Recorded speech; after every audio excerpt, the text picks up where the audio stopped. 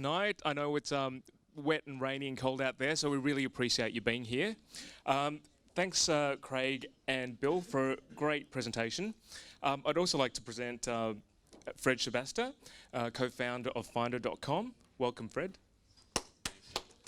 So hopefully we can have you come here present another night. Yeah, that'd be cool. How do we move? Direct from New York. Yeah. Extended stay in New York, mind you. Is that on? How do you make that work? I don't know how we're gonna make this. Oh, here we go. Yeah. Welcome, guys. Yeah, just come back from New York. Trader, we were like crushing a bit of New York as well. Craig, all right. I'm like calling him Trader. You were doing some business there, not just partying? Yeah, no, we're Finders in the US now, so we've got 20 people over there. We've just, it's really growing. It's a big business now. Not as big as Australia, but definitely going to be a real thing. Yeah. And you're at Consensus, was that right? Yeah. Yeah. What was the buzz there for you? So, I think Consensus really actually scared me.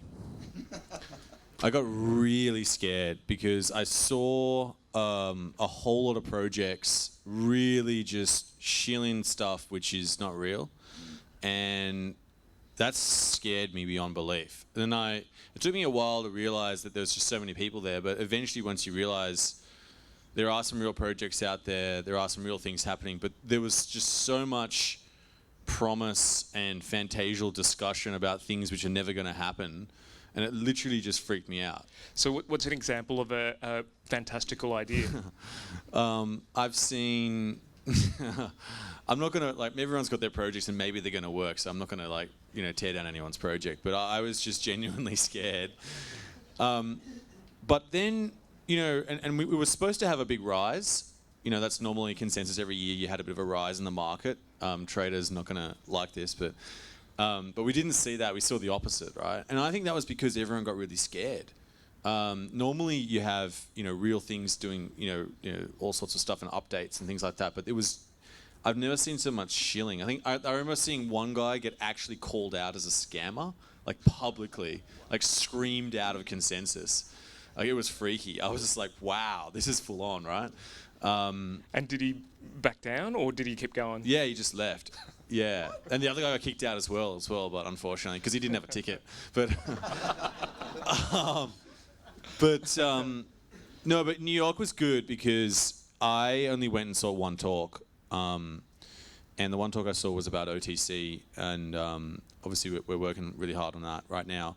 But the actual best value was the people that we met outside of the events. So all the people doing amazing projects, all the people actually, making this whole industry work, actually changing it, putting in the custodianship, banks that are actually, building crypto teams, which is the new thing as well. A lot of people just can't get banked, which is really difficult. Can you explain to the attendees what OTC means? So OTC is over the counter. It's like a stockbroker, really.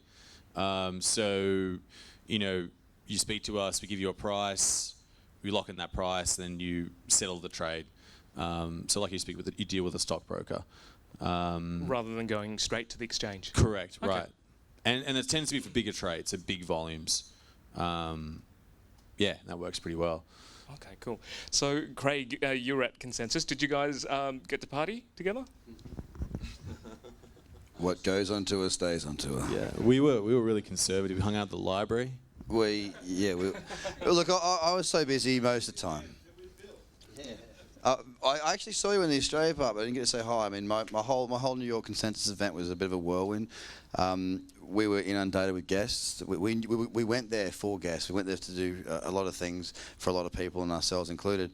And we just got, literally, as I was on the plane, I got a text message from my podcast manager who resides in New York, because the show is domiciled in New York.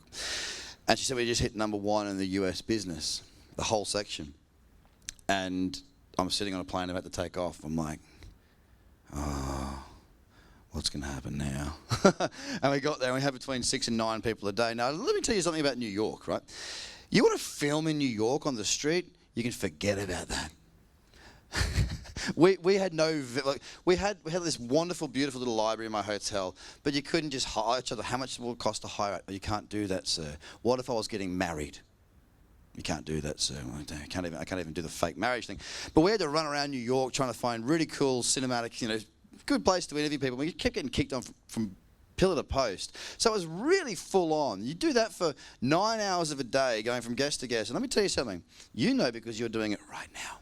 When you interview somebody, you haven't got any notes because you're standing there with a camera on you. You got to think on your feet. Now, I told you before, I'm not a blockchain expert. I'm not an expert in anything but trading and probably talking. Yeah. So it's really, really hard work. So by the end of the day, I was totally exhausted. I went to two things. I went to your dinner at, was it Beauty in Essex? And I went to your party, which I remember entirely. So yeah, it was a really full-on event. It was a great event, and to be honest with you, I ran around Consensus for about 2 hours, getting some video stuff because it was so full-on. One thing I want to say to you, Fred, well, no, not to you. I want to say to you, the audience, but I want to pick up on what you said, I should say, is each year you can't put the origin on here. You can't do the pre-show here, mate. You can't do that. How am I meant to focus? This is like the mate versus mate state for. Mate, you've had your turn. So Bill, what was your take on Consensus? I guess a couple of things, and I spoke to DJ about this a bit earlier, is, and I'm looking at, yeah, I'll tell you in a sec, but first of all, the polarisation in ICO issuance of the characters involved. There is so many shady characters, it is unbelievable. There is so many two-bit advisors, it is unbelievable. Every man and his dog seems to have an exchange these days, and they all want to market make for you and do a lot of things like that. But on the actual issuance side, you've got people who want you to go out with 70% bonuses, 100%, all this sort of crap, and usually they're crap deals. You've got people right on the other side who are saying to go out and do something with zero bonus, yet they want to take 10 or 20% of your token issuance prices, coins are on issue. So, I don't know which one's more ethical than the other. Or there's this happy medium in the middle somewhere where for your pre-sale, for your people like that who are supporting you before you get to your main sale, that you do actually look after them and give them something for committing, and usually in a bit more volume. And I think that brings in the hedge fund side of it, the institutional side of it, which are becoming more and more, and so many more family offices are there. And I've got Damien Cullen, guy I went to school with here, who's a private advisor. So many more people like that coming in and just having a look at it. Whether they go into the ICO issuance themselves or more go into the fund managers, I think there's a lot of room for fund managers to go out there. But then the diversity of the people, again, you come back to and what's there. Are you finding that, was there a frenzy there, or are people a bit more wary about these fantastical projects? Oh, there was a lot of crap, yeah. There's no two ways about it. And there wasn't a buzz around any real deal that I saw. I didn't see any new wonderful, I mean, Phantom probably came afterwards, and there's been a big buzz about Phantom.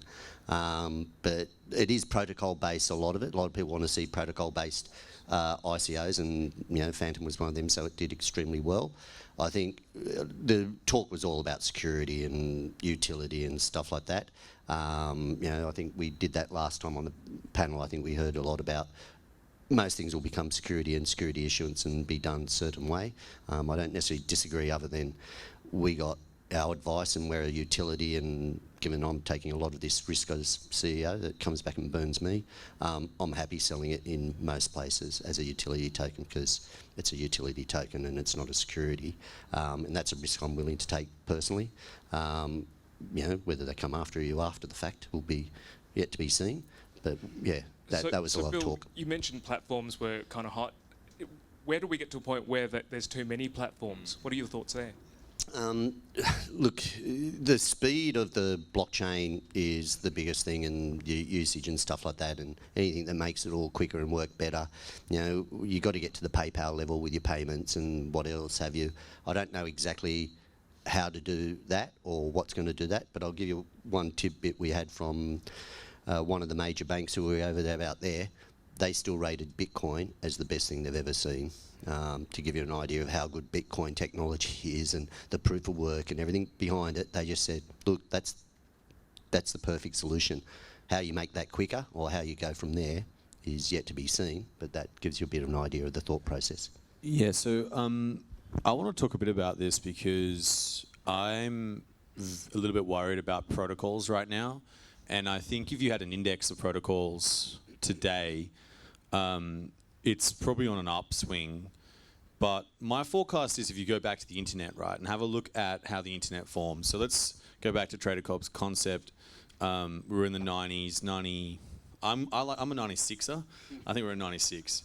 But if you remember, like, when you had dial-up and the things that you could do, so what were the applications you could do back then?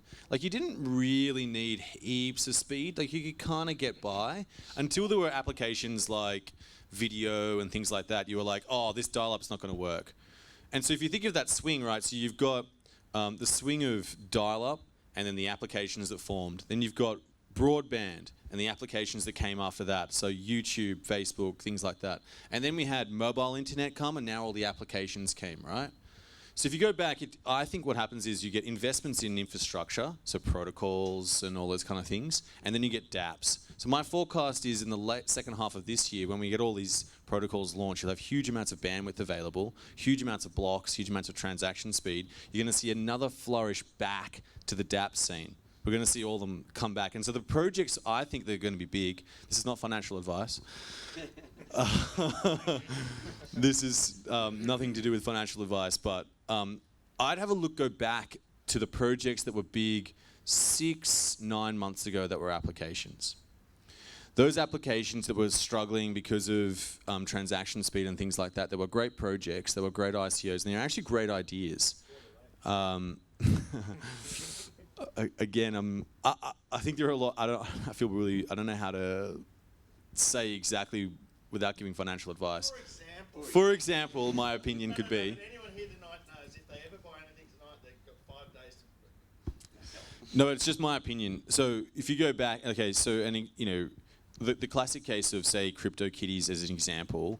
If it wasn't on Ethereum, it wouldn't have crashed and things like that. But if you look at some of the other applications that were trying to come out back then, and some of the application ideas which need high transaction speed, like you look at some of these things, in the reality, they're not going to work on Ethereum.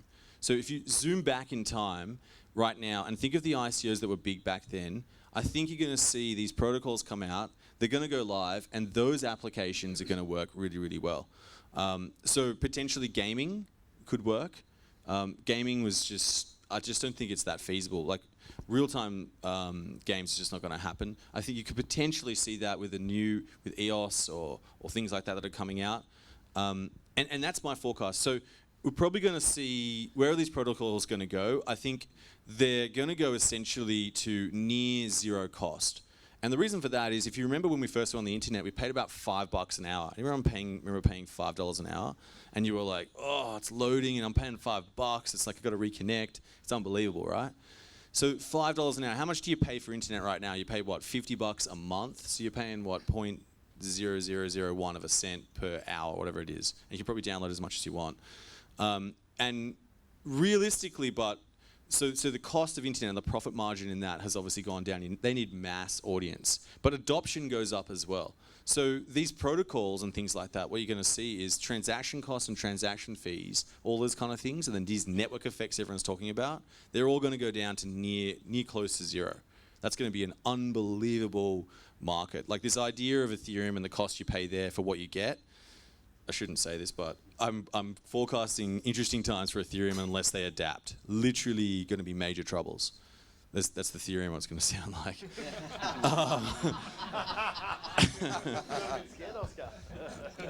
I think, the other thing I'm really worried about and something which we do need is interoperability. Now, my forecast with the protocols on that is literally, I think interoperability is a great idea, but it's extremely high risk for this reason. Let's imagine you have some Bitcoin and I have some Ethereum, and we want to basically create a transaction which applies to both chains. In other words, at one point, this chain has to hold custodianship of 2 coins, both coins. In other words, holding up both blockchains and waiting for them. And if one thing goes wrong with that thing in the middle, you've suddenly screwed up the entire, the whole situation going on. You're basically talking about getting two nice roads and then just dropping in another freeway over the top of it. Like, it's really high risk. And the risk behind that whatever that chain is that actually talks between it is got to be the most secure thing you've ever seen. My forecast on that's going to take a lot longer than we are today. And I think that's sort of, where that sort of stands. Good point. Good point to cut off here. Sorry about that, guys. Let's cross to the audience for a question. Who's got have we got a mic on this one? Awesome. Who's got a question? I think there's plenty of burning questions. We've got about 20 minutes to go, so let's just get some questions out of this audience. Thank you. Sorry about that. You're right, gentlemen? That's fine. Just a quick one. It's Matt, yeah? Bill. Sorry. Bill at the end. Hey, just jumping back to what you were talking about. Can you just really quickly sum up the differences between your platform and, say, something like Power Ledger? I guess this does come down to like a protocol approach. So we're trying to say we're building energy protocols. We're trying to say you've got to build the platform first. Power Ledger is just concentrating on microgrids. All good, and they've got good technology and everything else behind them. And that's where, bit to what Fred was saying, we purposely did that because that fits in with the protocol market at the moment where it's quite hot. When you look at single use cases, which is the apps, the kitties and stuff like that, will they come back in vogue? I think if you were trying to do Power Ledger today and you just went out with that, you probably wouldn't get the same buzz as what you'd got. And we're seeing WePower as well, which is just fractionalisation of solar. So within the energy space, you're going, oh, look, they're all good. They're all good projects. But it's almost like project financing. It's almost like, oh, okay, well, that's good, but you're not changing the world. That doesn't do anything for me personally to wanting to disrupt the energy market. It's good, and from a finance background, yeah, great, but not until you get that going from that solar farm direct to retail are you really making a difference. That's it. Congratulations. Question from the audience for Hugh. I think, Fred, are you ready? Fred, hi, John. Curious to know, when you speak about protocols, fat protocols, what's going to happen? How's business going to get engaged with this? Because the way I look at it, business can't engage unless they're dealing with a regulated network. They need confidential identified use. What's going to happen in the real world, which is going to drive adoption? Yeah, so I think... So are you talking about, I guess, the difference between private blockchains because of corporate use, or are you talking about public blockchains, or... DJ. I'll check one too. We're live over here back on this block. Are we live on the block? Yes, we are live on the block. Back to you, John. Thanks, DJ. I'm speaking about solutions rather than pigeonholing them into private or public. I'd argue a case it's possible to have a public blockchain that deals with the issues you're describing. But let's not divide them. Let's try and understand how there might be a world of decentralized commerce. Yeah, I think it's fine. Like, protocols How will can... it happen? Protocols can do that. I think it's like TCP/IP, right? Like, that's how it powers the internet. Small little packets move all over the internet. They get split up and they get sent over to, people's computers all around the world, right? The same thing with protocols. And if you're talking about transactions, to me, it's the same thing, right? We can have a public internet. We can have a public blockchain as well. I don't see any reason why we can't. And we're already currently doing commerce. Great question over here. Please, let's move that straight on. Okay, thanks, guys. So two questions, really. One, for all of you that were at Consensus, you mentioned that protocol-based ICOs were quite hot. I confess that's a term that I'm not entirely familiar with, so I'd love to understand, where you see that. And the other one then was, I understand that Consensus this year had quite a number of the institutional players turning up. I'd be interested what your sense was as to what they were actually doing. Yeah, that's good. I'll just start with protocol. So when I talk about protocols, I think of things that host applications. So when Bill builds his system on Ethereum would be the protocol, and your system would be built, I'm assuming, with an ERC20.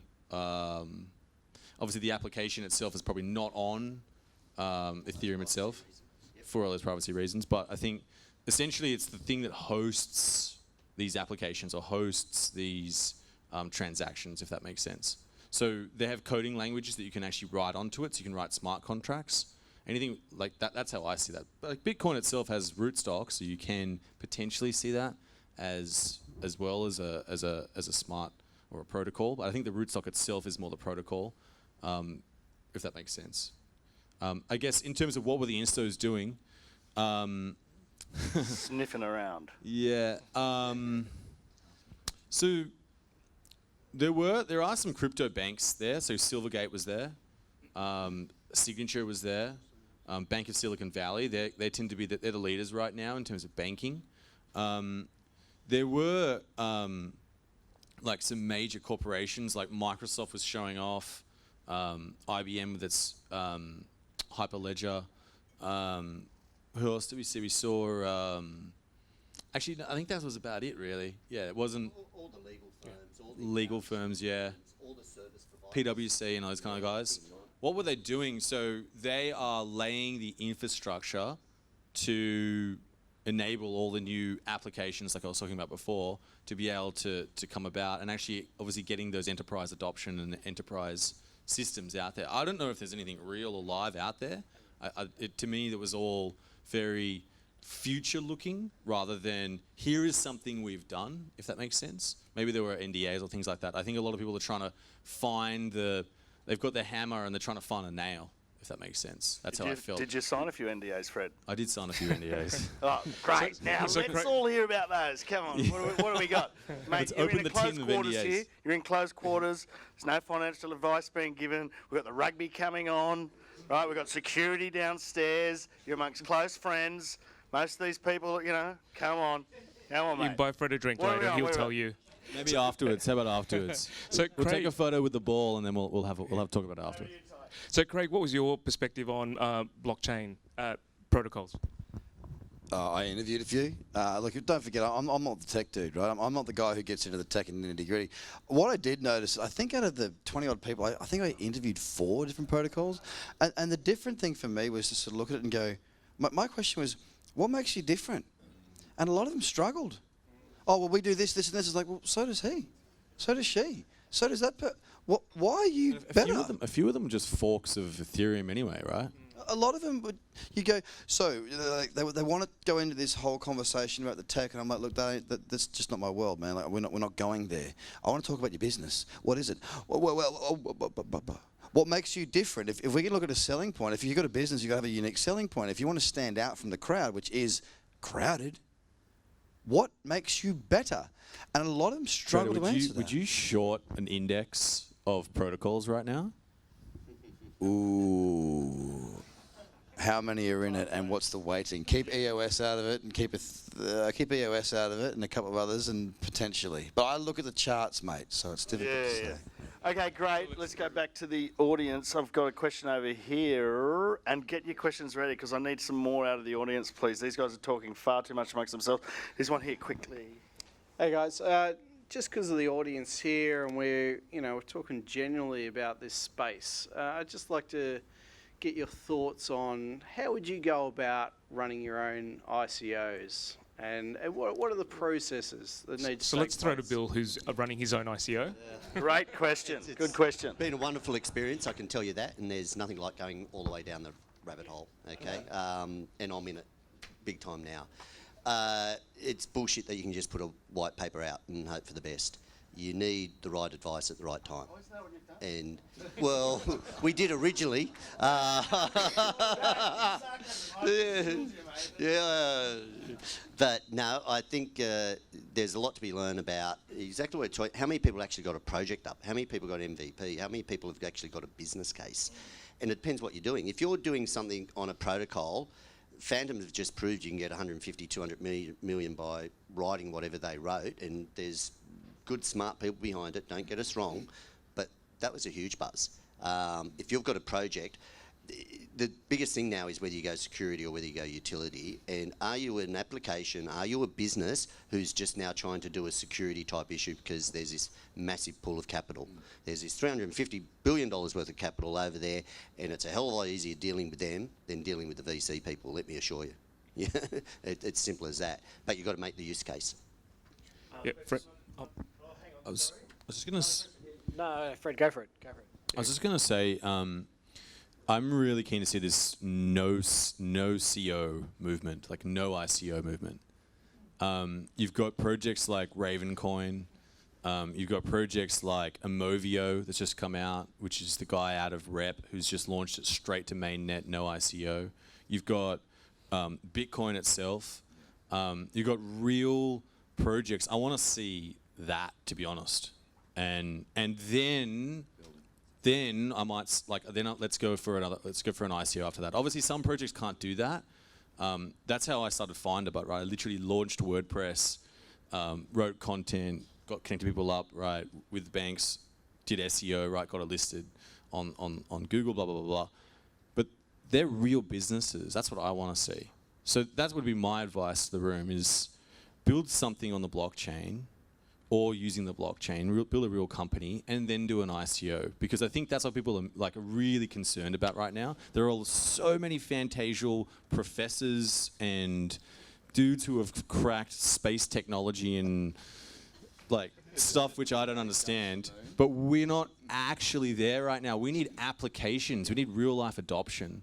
And in this room, there's probably one or two projects that's going to make that happen. And I encourage you to do that. Because if you remember back in time, there used to be the home computer club where Bill Gates hung out, Steve Jobs hung out, and they used to all sit around just like this, showing each other their projects, and they're bringing in their wacky computers and things like that. That's what's going to happen in this room. That's why I love being here, and I love everyone coming and participating, because this is what's going to make the future. We love you. We'll throw to another question. Love everyone here. All right. So I've just got a quick question. Do you guys, maybe mainly for TraderCobb, do you guys trade on news at all, or do you trade basically on technical analysis and that kind of stuff? Totally. Come on, duel it, mate. Look out. Me, personally, I avoid anything other than what I know. Question is, do I trade news or just TA? I'm TA all the way. Rhymes, right? But factually, when I traded foreign exchange, commodity stocks, bonds, all that sort of stuff, I remained true to the craft. I would trade back then. I would trade what I call windows. All right. So a window is when you've got an economic calendar that is available when you're trading traditional markets. So you know when NFE is coming out. You know when all these BOE. You know when statements. You know when things are happening. I wouldn't trade if I was intraday trading. I wouldn't take a trade just before news, and I would very rarely take a trade just after news. I'd trade the windows in between. Now with crypto, it's more difficult to do that. I focus on TA exclusively. And do you have an optimum number of cryptocurrency that you trade concurrently? Well, trading's difficult when it comes to. It depends on your account size. There's a lot of things holding us back in this market at the moment. Liquidity is an issue. If you're trading larger sizes and you want to get an exact fill. So if I'm trading and I want a very precise entry and a very precise stop loss, it can be sometimes difficult to do. I tend to work within the top 20, just because of liquidity issues. If I want to buy X amount of, EOS at this price, I know I can, because I'm going to trade on a top broker, and I won't use leverage a lot of the time. I love that. I don't need leverage. You can get a 20% move in a day. You don't need leverage. I mean, I'm not saying there's anything wrong with leverage, but I understand it because it's a double-edged sword. But you can go into these markets that have massive liquidity, and coin market cap, whether it's fact, fiction, I don't really care. It shows me where the volume is. It shows me what platforms I can trade. The thing is, I've got to trade across so many different platforms to get the liquidity that I need to take the trades, and that's why Fred's Operation OTC stuff, that can help in that regard. But liquidity is the issue. But I do tend to work within the top 10 to 20 for the most part. All right, thanks. Oh, just one sec. Did I just answer that from a technical perspective? He's a technical trader, so that's what you'd expect. If you're a fundamental trader looking at other things, buy the rumour, sell the fact on news is 9 times out of 10 going to get you where you are. But you also, are you a holder or are you a short-term day trader, and decide what you are. And that's where the technicals, you just got to respect the technical levels. You have to know them from that point of view. But something comes out, if you think you can be first to it, great. But more often than you're not. People already knew. Okay, great. Question? This question's for Bill. If regulation, you mentioned before, regulation is going to come to the market, how would a project like a Nosy differentiate themselves from the other one if regulation's coming and everyone's worried about that? Look, no matter what the project is, I think you've got to follow your KYC and AML. process. It's a given, and why wouldn't you? You know, God, you don't want to have people on your register or people involved who are fraudulent or, you know, whatever, you know. And it's hard to prove where a lot of this Bitcoin came from, so it does bring up its own issues. But as long as you run the right processes, as far as the security side is concerned, I'd much have rather done everything as a security issue because it's easier, other than when we talked about this last time, the cost, which the cost of doing a regular issue and then getting through ASIC and everything else like that, I've since learned you can take things to ASIC a bit easier. So I'd probably, now I don't know whether we're a utility token, and you talked about decentralisation before. I'm a fan of decentralisation. I'm a fan of the token and a utility notion of the token.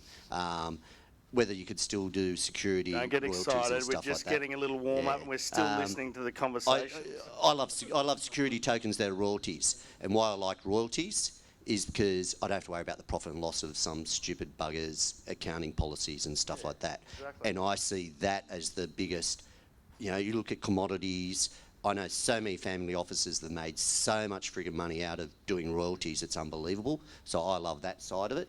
I love What about software. these ones that are doing the equity play and get the tokens?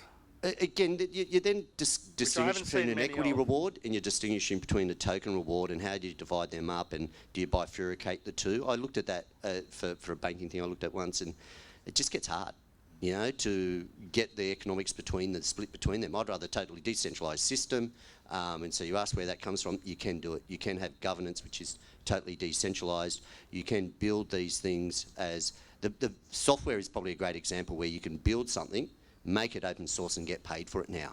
That's brilliant, you know. But I'd rather do it as a security going forward, or some sort of utility token maybe, but issue it as if it was a security. Awesome. We might wrap it up with one question for each panel member. Has anyone got a question for TraderCobb? Yeah, so my opinion on that is... What's your best trade at the moment? There is one over there. There we go. There's a trade setting up on EOS Ethereum. That's the only one. Well, it's set up. Cobb, I'll just throw it out to you. So going back to the news thing, because obviously the traditional... Hang on. I'll throw it out. All right, Sorry about that, Brad. I'll go with it. You all right? All good? Yeah. Get some ice, please. Get some ice for the member in the front row, please. Alrighty, let's hope we can catch like that in the night. Yeah, so TraderCobb, just for you, going back to the original question about whether you trade on news, because obviously the art of currency trading is based on news, right? We can all acknowledge that. I mean, realistically Can speaking... we? Well, can we? Question this is, Oscar, please, question. Okay. If you're purely based on technical analysis, do you think there'll ever become a time where the markets become so efficient that news will be the thing that we trade on? People trade off news all the time, man. Like it's a fact. I'm not denying that. It's just the way the world works. I just don't do it. There's two things. I can control me. I can control what I do, when I do, how I do it. What I can't control is what everybody else does. So picture it this way: if Trading FX, you'll have, there'll be a survey. There'll be 6,000 analysts that come in. They go, the way the news comes out and the way they do their economic reviews, and whatnot, they'll say 4,572 said this, 3,000, blah, blah, blah. And they'll do that. And they'll go, guess what? You were all wrong. 2,564 analysts that have paid over $200,000 a year were wrong. I don't trust them. Okay, I think you're going to, there's a great follow-on. Question for Fred. Question for Fred from the audience. What chance have I got of getting it right if they get it wrong? That's my point. That's why I trade the windows. Fred. Hey, Tim, how you going? Yeah, good. Just from consensus, I mean, obviously you're on the OTC markets. Quick question. If the institutions are getting involved, they're going to be bulk buying, right? I'm hearing in the market rumours of big orders coming through. Are you seeing, as an OTC supplier, and also those you spoke in consensus, big buys coming in with the idea that they're buying low, selling high for the future? So I can't comment on their strategy, but we are definitely seeing a lot of volume, a lot of trading going on, and it's not going through the markets, through the exchanges. That is, it is obviously changing hands, but we are seeing a lot of volume. And so some of the bigger desks as well, they have open 24/7 operations. So they have guys come in during the middle of the night. We're not there yet, Don't worry, Brad, we're not going to start doing that yet. But they're really ramping up, and they are getting more and more, definitely, we're seeing more and more orders and much more appetite coming in from people that you wouldn't have expected before and really want to take some exposure now. I think there are new buyers coming in, but you're right. I think they're not going through the exchanges. I think they're finding the wallets and all the getting money fiat in is quite difficult.